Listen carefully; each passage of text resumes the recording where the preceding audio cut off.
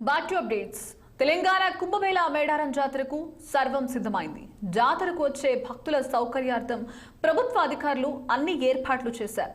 తాగునీరు, మరుగుదొడ్ల ఏర్పాటుతో పాటు మేడారంలోని గద్దెల వద్దకు చేరుకునే అన్ని దారులను పునరుద్ధరించారు. ప్రయాణికుల కోసం బస్టాండ్ భద్రతా ఏర్పాట్లను పూర్తి చేశారు. అలాగే మేడారానికి 2 నెలల ముందు నుంచే భక్తులు వస్తున్నారు. దీంతో భక్తుల రద్దీ క్రమంగా పెరుగుతోంది. అయితే మేడారానికి ఏటేటా భక్తుల సంఖ్య పెరుగుతూ వస్తోంది. ప్రపంచంలో ఏ జాతరకు ఇంతమంది భక్తులు వస్తున్న దాఖలాలు లేవు. మరి ఈ మేడారం వనదేవతల దర్శనానికి కోట్లాది మంది భక్తులు రావడానికి కారణం ఏంటి? మేడారం ఓ క్షేత్రం కాదు. ఆ కోశాన్నంటే గోపురాలు లేవు. ప్రతిరోజు గుండెలను తాకే గుడి గంటలు లేవు. వేద మంత్రాల శబ్దాలు ఇక్కడ వినిపించవు. కానీ కోట్లాది మంది భక్తులకు కొంగు బంగారంగా నిలుస్తోంది మేడారం. పిలిస్తే పలికేలా సమ్మక్క సారలక్కలు అభయమిస్తున్నారు. ఏంటి వింత? మేడారానికి ఇంత ప్రాశస్త్యం ఎలా వస్తోంది? అసలు ఈ జాతర ఎలా జరుగుతుంది? ఈ జాతర వెనుకున్న చరిత్ర ఏంటనే దానిపై 6 టీవీ స్పెషల్ ఫోకస్.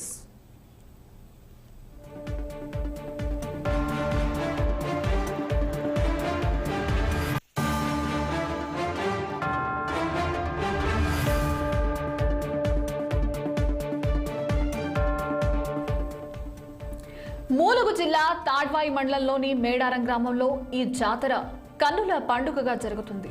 2 ఏళ్లకోసారి మాఘమాసం 3వ వారంలో దట్టమైన అడవులు, కొండ కోనల మధ్య ఈ చారిత్రాత్మకమైన జాతరను నిర్వహిస్తారు.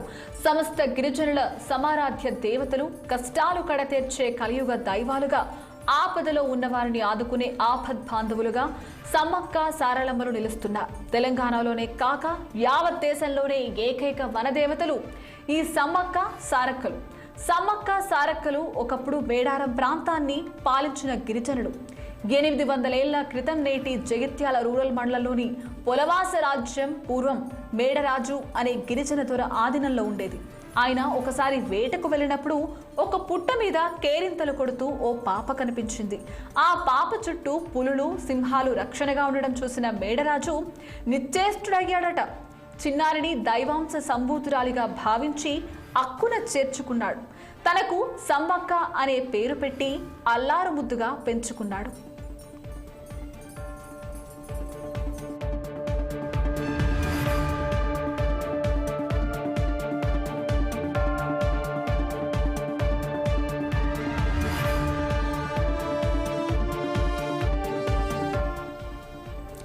సమ్మక్క చిన్నతనం నుంచే వ్యాధులు, గాయాలను చెట్ల మందులతో నయం చేసేది. ఈ క్రమంలో పెరిగి పెద్దయిన సమ్మక్కను మేనల్లుడు మేడారం ప్రాంత గిరిజన రాజు పగిడిదికిచ్చి వివాహం చేశారు మేడరాజు. ఇలా వీరికి సారాలమ్మ, నాగులమ్మ, జంపన్న అనే 3 సంతానం కలిగారు. రాజ్య విస్తరణ కాంక్షతో అప్పటి కాకతీయ ప్రభువు మొదటి ప్రతాపరుద్రుడు పొలవాస రాజ్యంపై దండెత్తాడు. దీంతో మేడరాజు మేడారం పారిపోయి అజ్ఞాసవాసం గడుపుతూ ఉంటాడు. అప్పటికే మేడారాన్ని పాలించే కోయరాజు పగిడిద్ద కాకతీయులకు సామంతునిగా మారి కప్పం కడుతూ వస్తున్నాడు. అయితే కాలక్రమేణా మేడార ప్రాంతంలో కరువు తాండవించింది. తాగటానికి చుక్క నీరు లేదు. తిననీకి బుక్కెడు బువ్వలేక గిరిజన గూడాలు అల్లాడుతున్నాయి. ఆ సమయంలో ప్రతాపరుద్రుడు కప్పం కట్టాలంటూ పగిడిద్దకు హుకుం జారీ చేశాడు. దీంతో పాటు మేడరాజును అక్కున చేర్చుకుని రాజద్రోహానికి పాల్పడ్డారని కోపోద్రిక్తుడయ్యాడు. కరువుతో కప్పం కట్టలేనని పగిడిద్దరాజు జవాబు రావడంతో ఆగ్రహానికి గురైన ప్రతాపరుద్రుడు మేడారంపై దండెత్తాడు. తన ప్రధానమంత్రి యుగంధరుడితో సహా మాఘశుద్ధ పౌర్ణమి రోజున మేడారానికి యుద్ధానికి వచ్చాడు.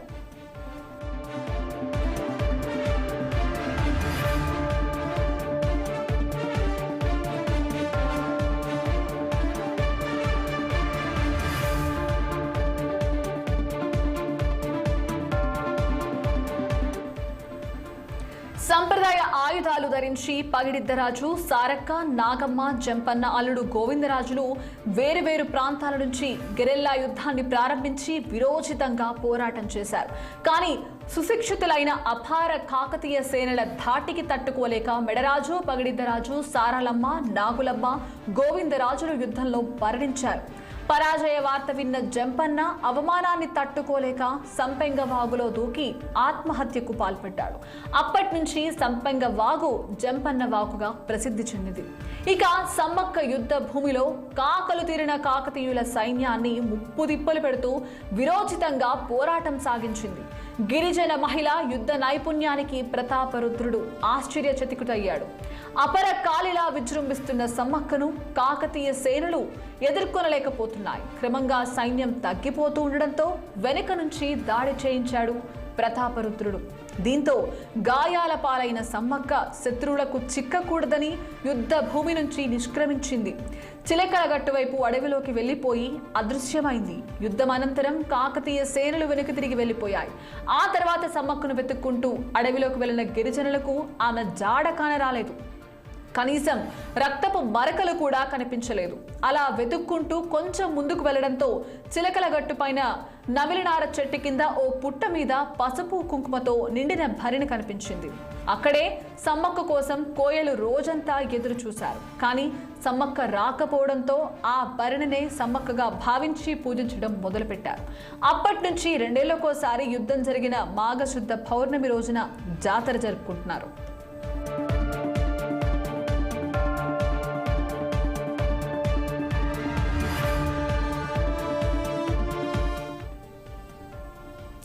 కాలక్రమేణా గిరిజన తెగలు యుద్ధంలో మరణించిన సమ్మక్క కుటుంబ సభ్యులను పూజించడం మొదలుపెట్టారు.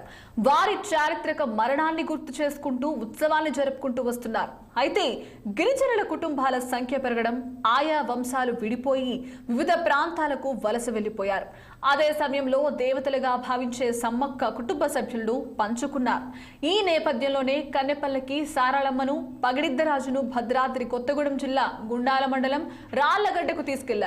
కుంకుమ భరణి రూపంలో ఉన్న సమ్మక్కను చిలకలగట్టుపైనే ఉంచుతారు. మరోవైపు గోవిందరాజును ఏటూరు నాగారం మండలంలోని కొండాయి గ్రామానికి తీసుకుపోయి అప్పటి నుంచి వారందరినీ జాతర సమయంలో చిలకలగట్టుకు చేర్చి ఉత్సవాన్ని జరుపుకుంటున్నారు.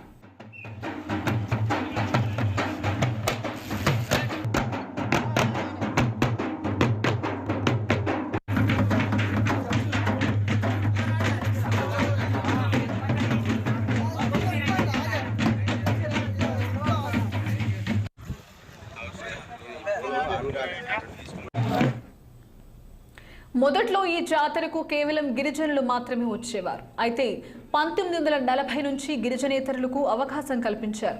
బయట నుంచి వచ్చే భక్తుల కోసం సమ్మక్క కుటుంబ సభ్యులు యుద్ధంలో మరణించిన చోట గద్దెలు నిర్మించి అక్కడే జాతర జరుపుతున్నారు. అప్పటి నుంచి జాతర విశిష్టత నలుదిశలకు వ్యాపించింది. ఏటేటా జాతరకు వచ్చే భక్తుల సంఖ్య అమాంతం పెరుగుతూ వచ్చింది. ఈ క్రమంలో 1970 సమయంలో జాతర నుంచి ఆదాయాన్ని రాబట్టాలని అనుకున్న అప్పటి ప్రభుత్వం జాతర ఏర్పాట్లను నిర్వహించడం మొదలుపెట్టింది. ఆ తర్వాత 1996లో మేడారం జాతరను అధికారికంగా ప్రకటించి కొన్ని నిధులను విడుదల చేయడం జరిగింది. అప్పటి నుంచి ప్రభుత్వాలే జాతరను నిర్వహిస్తున్నాయి.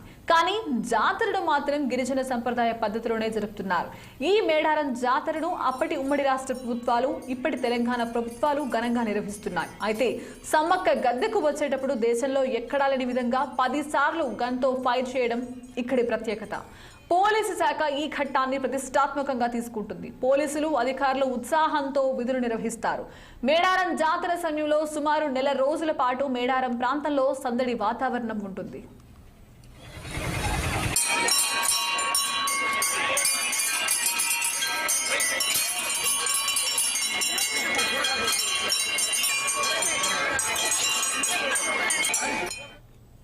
ఈ జాతర సమయంలో గిరిజనులు చేసే పూజలు ప్రత్యేకంగా ఉంటాయి. 1 నెల రోజులకు ముందు నుంచే పూజలు చేస్తారు. జాతరకు వారం ముందు నుంచే మండే మెలిగితో మేడారంతో పూజలు ప్రారంభమవుతాయి. మేడారం చుట్టూ పోలిపోసి ఉత్సవ దేవతలకు దిష్టి తీస్తారు.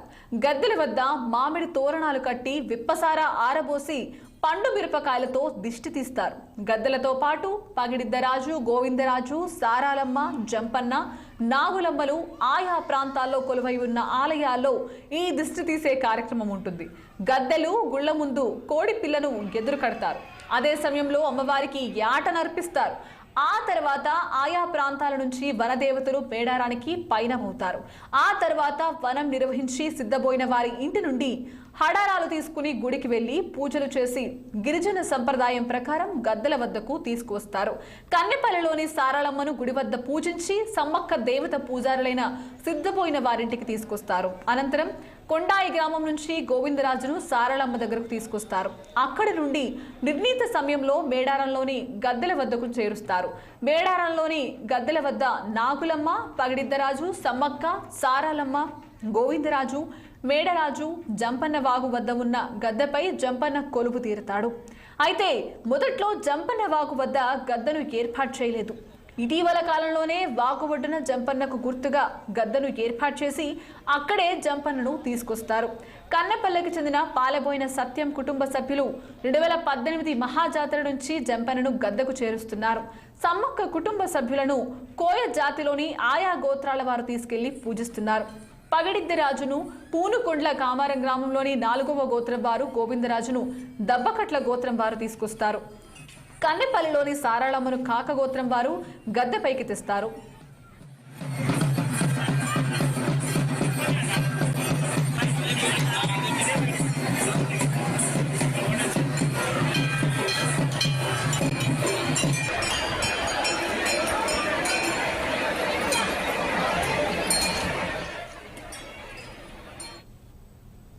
మేడారం జాతరలో జరిగే అన్ని ఘట్టాల్లో ముఖ్యమైనది సమ్మక్కను గద్దెల వద్దకు చేర్చేది.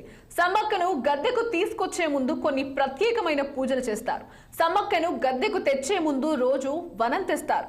అడవిలో బండపైన కంక చెట్టు మొలిచి శాఖోపశాఖలుగా విస్తరిస్తుందనే భావనతో పూజారులు ఒక రాత్రంతా అడవిలోనే సంచరించి అక్కడే నిద్ర చేసి ఆ చెట్టును గుర్తించి వేర్లతో తీసుకొస్తారు. సమ్మక్క వనదేవత కాబట్టి బండపై మొలకెత్తిన చెట్టును సమ్మక్కగా భావించి గద్దెల వద్దకు తెస్తారు. ఇలా అందరినీ గద్దెల వద్దకు తీసుకొచ్చి ప్రతిష్ఠించిన తరువాత భక్తులకు దర్శన భాగ్యం కల్పిస్తారు.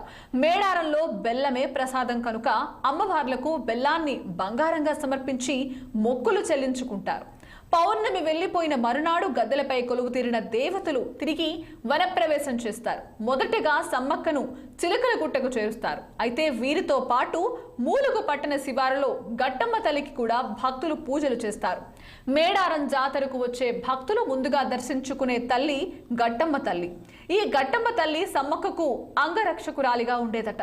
గట్టమ్మతో పాటు సురపల్లి, సురక్క, మరపల్లి, మారక్క, కోడూరు లక్ష్మక్కలు కాకతీయులతో కలిసిన యుద్ధంలో వీరమరణం పొందారు. ముఖ్యంగా గట్టమ్మ చేసిన పోరాటం అంతా ఇంత కాగదు.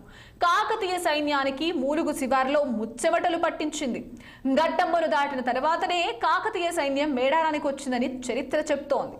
గట్టమ్మ గెరెల్లా యుద్ధంలో ఆరితేరిన ధీరవనిత. అందుకే మేడారంలోని సమ్మక్క సారళమ్మ కంటే ముందే గట్టమ్మను పూజిస్తారు. ఒక్క గట్టమ్మను దర్శించుకుంటే సమ్మక్క కుటుంబ దేవతలను దర్శించుకున్నంత పుణ్యం వస్తుందని భక్తుల విశ్వాసం.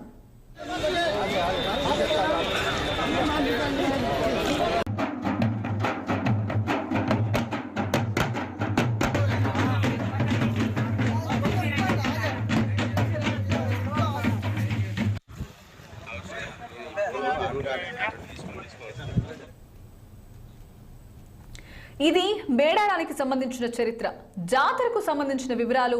ఈ మేడారం జాతరకు ఏటేటా భక్తుల సంఖ్య పెరుగుతూ వస్తోంది. ఇదే అందరినీ ఆశ్చర్యపరుస్తోంది. దేశంలో ఎక్కడా ఇలాంటి పరిస్థితి కనిపించదు. దేశంలో ఉన్న ప్రముఖ దైవ క్షేత్రాలకే ఏడాది మొత్తంలో ఇంత సంఖ్య రాదు. తిరుపతి వంటి కొన్ని దేవస్థానాలకు కోట్లాది మంది భక్తులు వెళుతూ ఉంటారు. అయితే మేడారానికి వెళ్ళడానికి ఎలాంటి నియమనిష్టలు అవసరం లేదు. మనసులో అమ్మవార్లను తలుచుకుని మొక్కులు చెల్లించుకుంటే సరిపోతుంది. జంపన్న వాగులో పుణ్య స్నానాలు చేసి బెల్లాన్ని బంగారంగా సమర్పిస్తే చాలు. కోరిన కోర్కెలు తీర్చే కొంగు బంగారం అవుతారు సమ్మక్క సారక్కలు. దట్టమైన అటవీ ప్రాంతం మధ్యలో జరిగే జాతరలో ఎవరికి ఎలాంటి హాని జరగదు. జాతరకు వచ్చే భక్తులకు చిన్న చీమ కూడా కుట్టదంటే అతిశయోక్తి కాదు.